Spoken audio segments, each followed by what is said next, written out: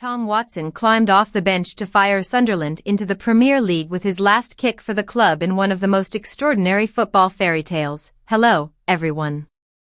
Welcome back to my channel. I hope everyone is having a nice day. Before we begin the video, please subscribe and give the video a thumbs up. The 19-year-old academy graduate winger has been getting dogs abuse from the Black Cats fans after it was announced 2 months ago he would be joining Brighton for £10 million this summer. Yet his wonderful strike 7 minutes into stoppage will bank his home city club a staggering £200 million. When he came on in the 73rd minute for Dan Neil, the Black Cats were trailing to Tyrese Campbell's superb 25th minute opener and struggling to lay a glove on their opponents, who finished 14 points above them. Yet another sub, Patrick Roberts, threaded a lovely pass for Eliezer Mayenda to blast an equalizer with 16 minutes left into the roof of the net. Extra time was beckoning when Kiefer Moore lost possession and Watson hammered a shot into the bottom left corner. It was a sea of red and white at Wembley as the stadium got taken over by Blades and Black Cats fans. Sunderland fans outnumbered their rival supporters. Even in hospitality, where notoriously you see gaps, there was not an empty seat. They gave a loud rendition of Can't Help Falling in Love before kickoff, which would make most people's hairs stand up.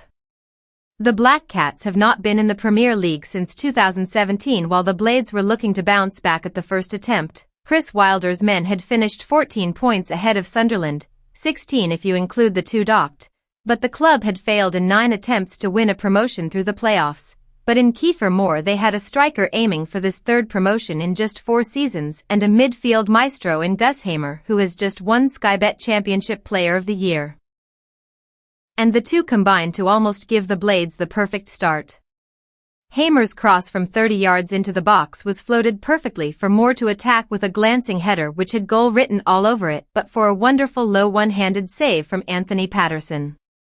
However, Luke Onion fell and hurt his shoulder, and after a few minutes of medical attention where he received gas and air, he was forced to hobble off. It was a sad moment for the club captain, who had done 4 years slogging through League One with Sunderland and clocked more than 300 appearances for the Mackems. Chris Meffam came on to set up a fascinating duel with his ex-Bournemouth teammate and fellow Wales international Moore. The early chance and injury seemed to affect the Black Cats, and United enjoyed the better of the opening 20 minutes with a more direct style of play. And they were rewarded by scoring a brilliant counter-attacking opener. Trey Hume's short corner was cleared, and within 12 seconds the Blades had the ball in the back of the net. Hamer had acres of space in front to attack before squaring a pass to Campbell, who despite having sprinted almost 70 yards showed great composure to take one touch before dinking a lovely finish past Patterson. And the game looked over as a contest when Harrison Burrows fired a ferocious 25-yard shot into the bottom right corner. But despite VAR not being used in the EFL, it is in the playoff finals, and ref Chris Kavanagh was invited to look at the monitor. It was adjudged that Vini Souza was offside and, although he had not touched the ball, he was standing in front of the keeper, so interfering with play. Wilder threw his arms in frustration. Sunderland had been struggling to move the ball quickly or shift it behind the Blades' backline. Lou Briss' game plan had been well and truly sussed, so it was going to be a huge halftime for him to show how good a coach he really is. His side came out positively after the restart and put their opponent's goal under some pressure.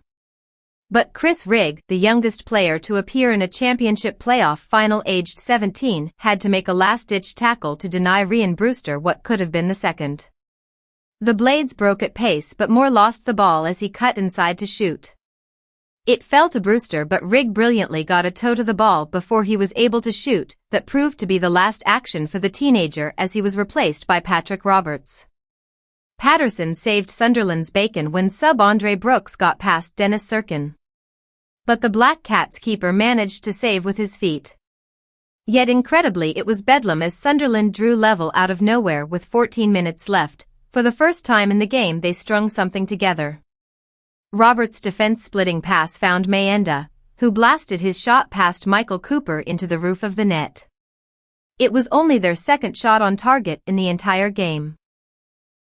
It sent their fans into a jubilant frenzy, and within a blink of an eye they were almost ahead when Joe Bellingham, who had barely made an impression, slammed an effort over the bar. Ben Brereton Diaz, who had come on from Hamer, hobbled off in stoppage time to be replaced by Tom Cannon while Tom Davies came on for City Peck. Then came the late drama.